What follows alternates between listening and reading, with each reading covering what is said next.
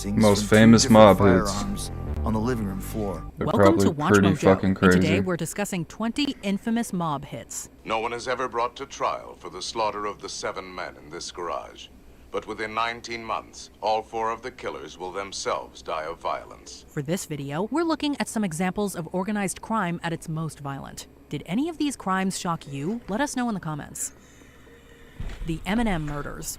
There have been a number of infamous mob hits that received the dramatization treatment on the silver screen. The M&M murders were one such hit, a gruesome scene that was showcased in director Martin Scorsese's 1995 classic Casino. That shit was Don't real? make me have to do this, please. Come on. The incident in question occurred in 1962 and was perpetrated by 2 of the Mafia's most easily angered associates. Tony Spilatro and Mad Sam DiStefano eradicated 2 burglars, James Miraglia and William McCarthy, in truly gruesome fashion. They sought out McCarthy on the first night, torturing him to the point where he then gave up his partner Miraglia. Spilatro and DiStefano then proceeded to finish the job.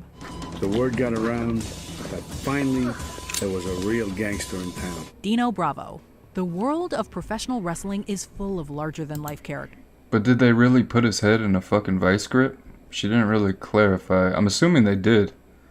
That's crazy. I didn't know that was... I mean, I kind of figured shit like that happens in the mob from time to time. Holy fuck, what a shitty way to go. But sometimes, truth is stranger than fiction. I'm not stepping out that way. I want to face you in front of all the people of Montreal. We know what you've got, they know what I've got. This is particularly true when it comes to the story of Dino Bravo, a former superstar in the WWF that reportedly ran afoul of organized crime syndicates in his native Canada. Moi, je pense qu'il a peut-être été naïf et souvent l'argent fait faire des choses. Bravo, who was born Adolfo Bresciano in 1948, was allegedly involved with smuggling cigarettes alongside his professional wrestling duties. The athlete's situation was dramatized on the docuseries Dark Side of the Ring, where it was revealed that Bravo possessed some real reservations about his dangerous side hustle. When Dino was at the end of his days, that he may have done something that he wasn't supposed to. A lot of rumors run. And he must have realized at one point, you're screwed. These reservations were well-founded, as Bravo was found dead of multiple gunshot wounds on March 10, 1993. Shonder Burns. It takes chutzpah, brass nuts to get what you want. Organized crime doesn't take holidays off. Perhaps this explains why the well-known Jewish-American gangster Shonder Burns was taken down on Easter's Holy Saturday back in March 1975. Burns had been feuding with Irish-American mob boss Danny Come Green. on, man. This feud had escalated to the point where Green had actually survived an assassination attempt plotted by Burns. The latter, however, wasn't so lucky. Burns was taken out by a car bomb, the explosion of which was described by police as being one of the strongest they'd ever witnessed.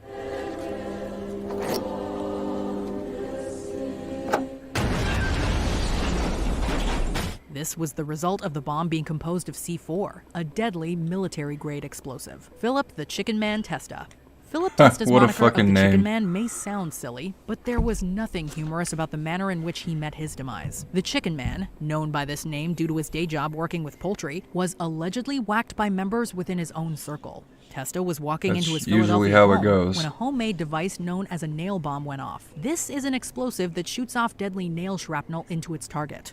Testa died on his front porch, but his killers would soon see retaliation for their crimes. Underboss Peter Casella was exiled, while Capo Frank Narducci Sr. was shot down for his involvement in the Chicken Man hit. Irving Puggy Feinstein. Rest in peace, Chicken Man. He should have killed them for giving him that fucking nick.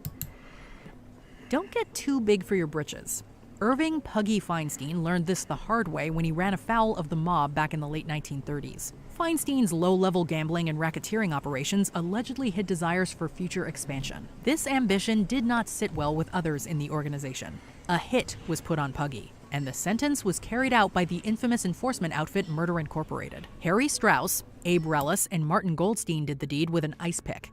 But Puggy wasn't going down without a fight. The mobster fought tooth and nail with his attackers, literally taking a bite out of Strauss during the hit. The Murder Incorporated boys Goddamn. were issued scores of contracts by the syndicate, and the business at hand was executed with neatness and finesse. Feinstein's burned body would later be found abandoned in a vacant lot. The Big Tuna Murders. He skirted. He got him there. He fooled the government. He had a termed life. He was always able to win out. Operation Family Secrets was an FBI investigation that uncovered the details of numerous murders that took place within the world of Chicago organized crime. A number of these deaths were the brazen but foolish burglars who decided to rob the home of crime boss Tony Big Tuna. So it seems like Chicago's never really been a nice place. Like, you look at Chicago today and it's, you know, it's not a crime syndicate, it's a bunch of little cliques, but they're murdering the shit out of each other. You know, like, there's nice parts of New York, and I'm sure there's nice parts of Chicago too, but you don't hear too much good about Chicago. It's usually pretty bad shit. Accardo. I should visit This sometime. inside job was performed by associates within the mob, and it didn't take long for Accardo to connect the dots.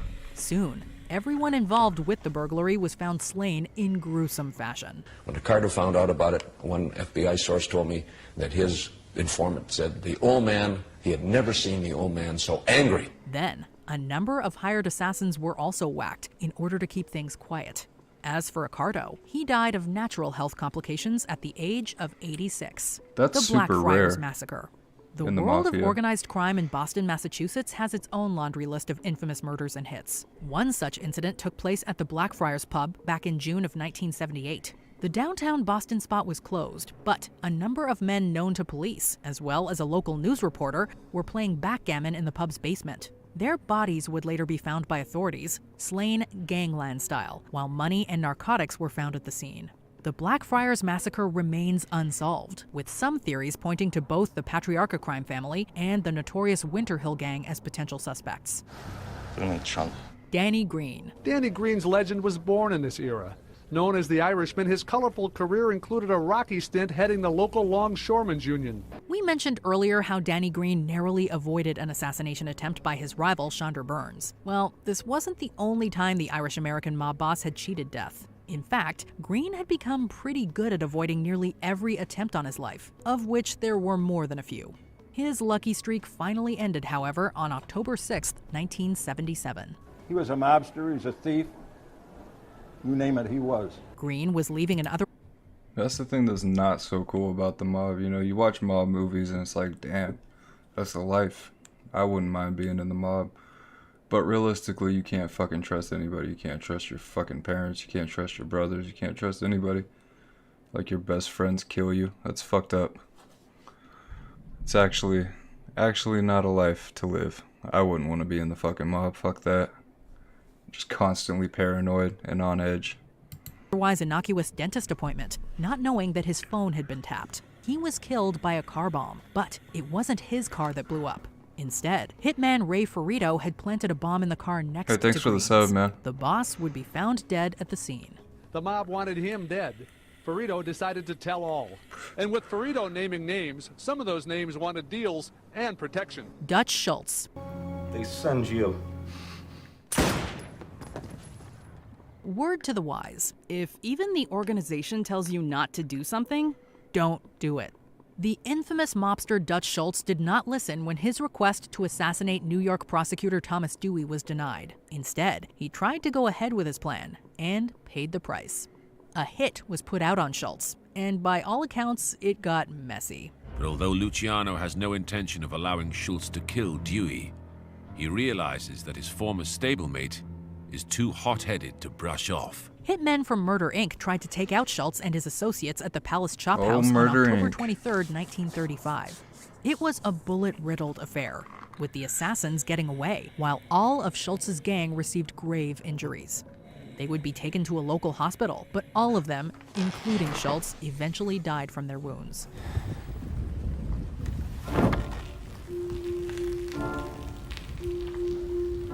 Joe Masseria. How much more you want to lose? Un capo, bicho. One boss. You may not be aware of the name Joe Masseria, unless you're a mob historian, of course. However, most everyone has probably heard of the man responsible for Masseria's murder, Lucky Luciano. Luciano was actually Never a heard of lieutenant him. of Masseria's, while the latter was operating as a boss in the Genovese crime family. The hit took place at an Italian restaurant, the Nuova That's a Villa big Tamaro, fucking where urinal. Masseria was shot repeatedly. Hold on. Masseria's, while the latter was operating I've as a never seen a boss in the urinal Genovese like that. crime family. The hit took place at a... Jesus fucking Christ, it's like for giants. I like it. You just piss on the whole wall, essentially. An Italian restaurant, the Nuova Villa Tamaro, where Masseria was shot repeatedly. Joe, this ain't number 16. Masseria was actually made aware of Luciano's treachery beforehand and attempted a counter hit, but was further betrayed by another associate, Joe Adonis. Lucky Luciano's plan was successful. It's just like, while where some does of it the stop? gunmen involved included. It's so slimy. It's like, you know, well, I'm gonna have my guys kill them before they kill me, and then your guys kill you. Like, what the fuck? You can't do anything. You might die at any fucking second. It's just so slimy, man. I don't care. I'd rather just work. I don't want to have to constantly be paranoid. Constantly think, like, someone's lacing my drink or someone's gonna come out of the bathroom and fucking shoot me at any moment. Adonis, as well as other big-name mobsters, such as Vito Genovese and Bugsy Siegel.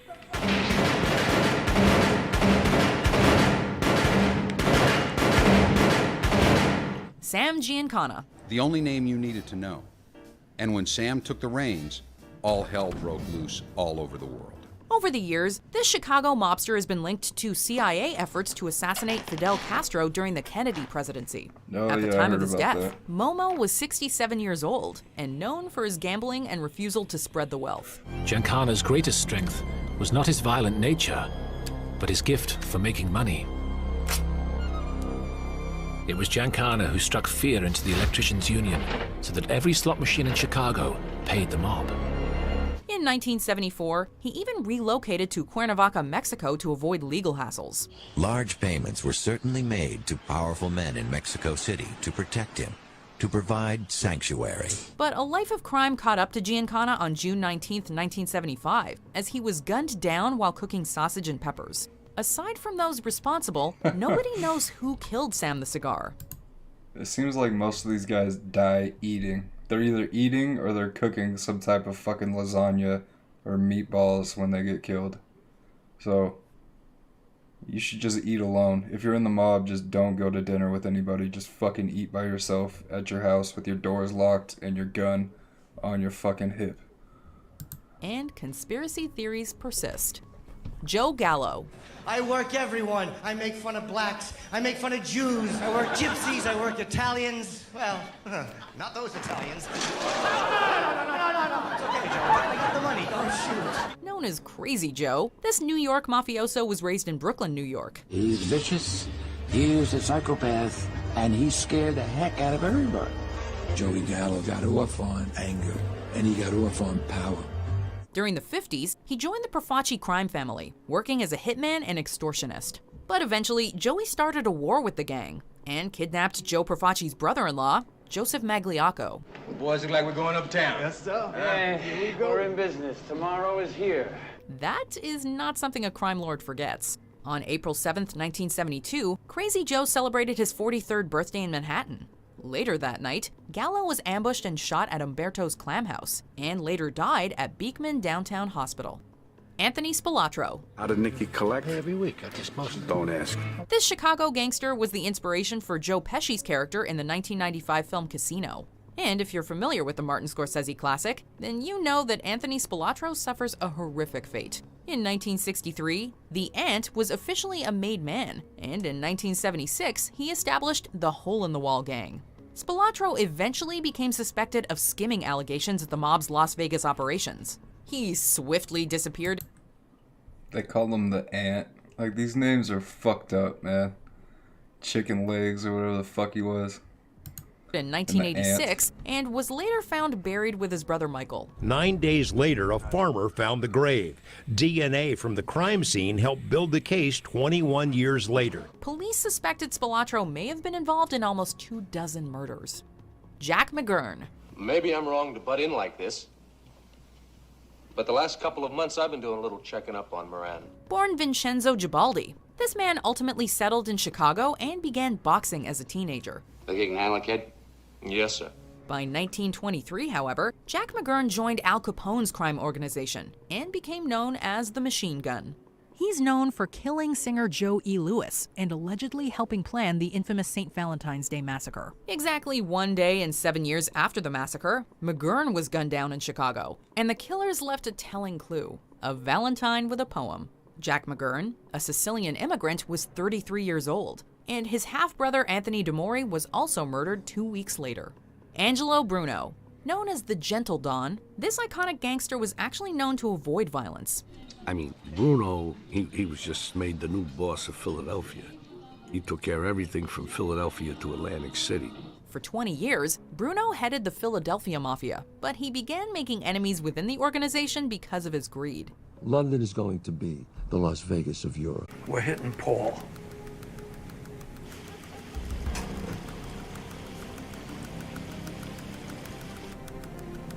And anyone else who's in a car with him. On the evening of 5, Castellano and his underboss Thomas Bellotti were both gunned down outside Manhattan's Spark Steakhouse, a brazen act that announced a changing of the guard.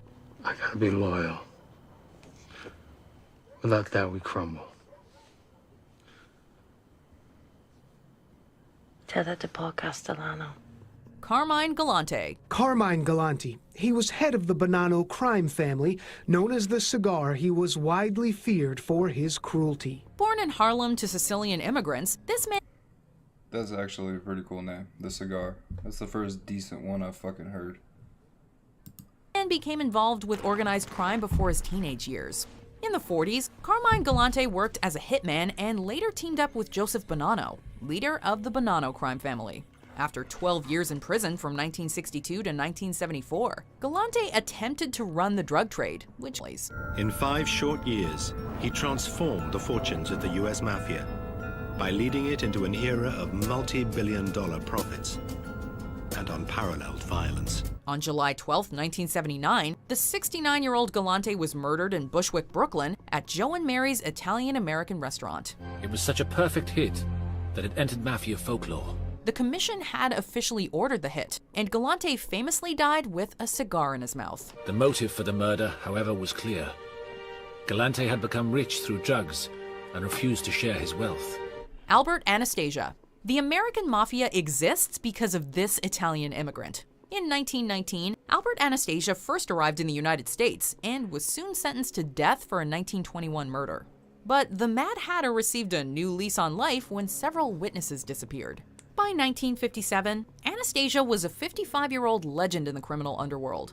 He would not hesitate to resort to violence, whether it was murdering anybody, just to advance his position. The aforementioned Joe Gallo allegedly murdered at Hatton Barbershop.